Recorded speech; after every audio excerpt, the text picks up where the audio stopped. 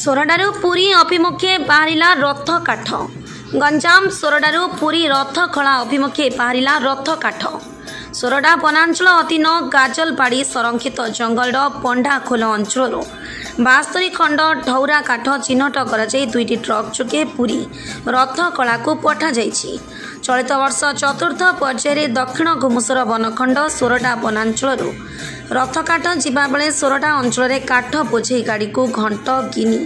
मृदंग बजाई बंदापना करिसेंती अंचलवासी।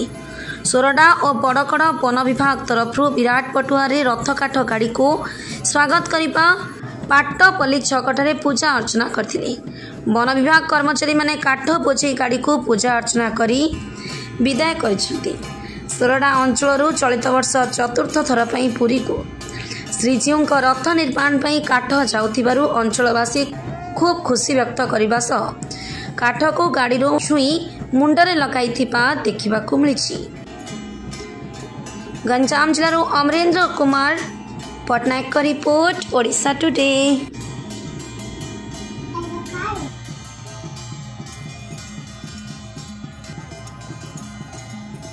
पूरी श्रीक्षेत्र को रथ निर्माण उद्देश्य सोरडा वनांचल तरफ केते खंड काठ क्यों काठ केते खंड जाइए गोली तार कौन हमर टोटल 73 खंड काठ जाइए 40 फुटिया 20टा बाकी अन्य 12 फुटिया 20 फुटिया मिसिकी अन्य काठ जाइए टोटल 73 काठ जाइए। दुईटा गोटे बड़ ट्रलर रे गोटे ट्रक रे आप मैंने देखिले बहुत सुंदर आध्यात्मिक परिवेश सृष्टि होती। बहुत लोग आंकीर्तन मंडली आमर VSS आमर जनप्रतिनिधि साधारण जनसाधारण समस्त ये सामिल अच्छा तेणु सुंदर आध्यात्मिक परिवेश भितर आम काठ गाड़ी की सौभाग्य जो सोरडा को जो पूरी जगन्नाथ रथ निर्माण काठ जाइए। हाँ निहाती सौभाग्य कथा गत 4 वर्ष है आम प्रति वर्ष दे आसुँ एने अंचलवासी अंचल काठ जाऊँ लोकों जनसाधारण कौन वार्ता है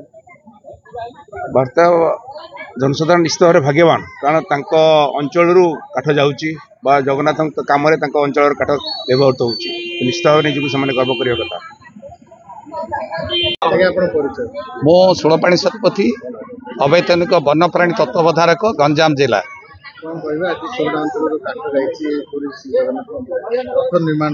तो केमती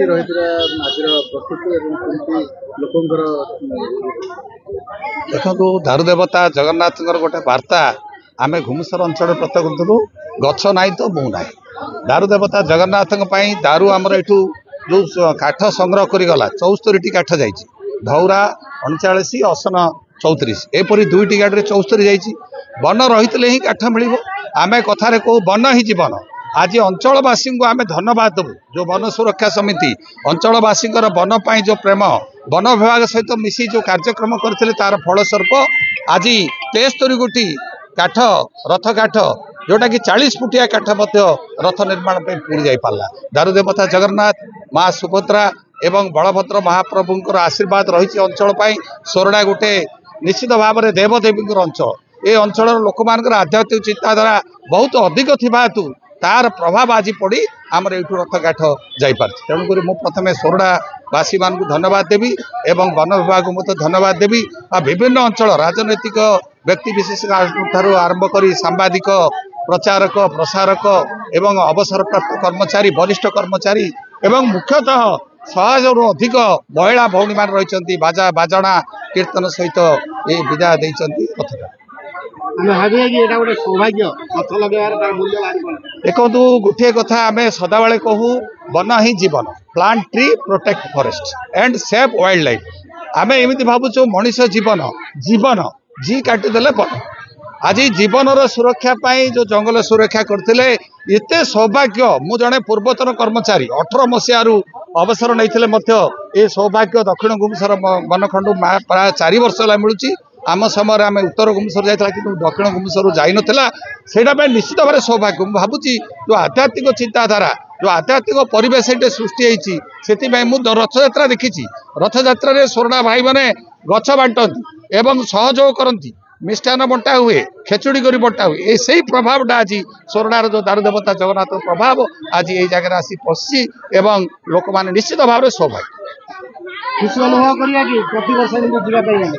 देखु ये तो दारू देवता जगन्नाथ आशीर्वाद आमे तो निश्चय आशा करा प्रति वर्ष एते सुंदर व्यवस्था भितर आम रथ काठ को विदाय देचे पूजा पाठ सब करी निश्चित भाव में मु कहबी एवं डीएफओ महोदय जी कि आमर दक्षिण गुमसर बनखंडर डीएफओ विनोद आचार्य आशा विश्वास एसटीएफ रेंजर समस्त आशा विश्वास गाँ लोक सहयोग स्नेह रहू जगन्नाथ को आम निश्चित भाव यात्रा को लोक जातु तार व्यवस्था वन सुरक्षा समिति निश्चित भाव में प्रति वर्ष आम अंचल जो दारू रही जो काठ रही असना और साहज मुख्यतः निश्चय पूरी जीव एवं आम आहरी भाग्यवान सौभाग्यवान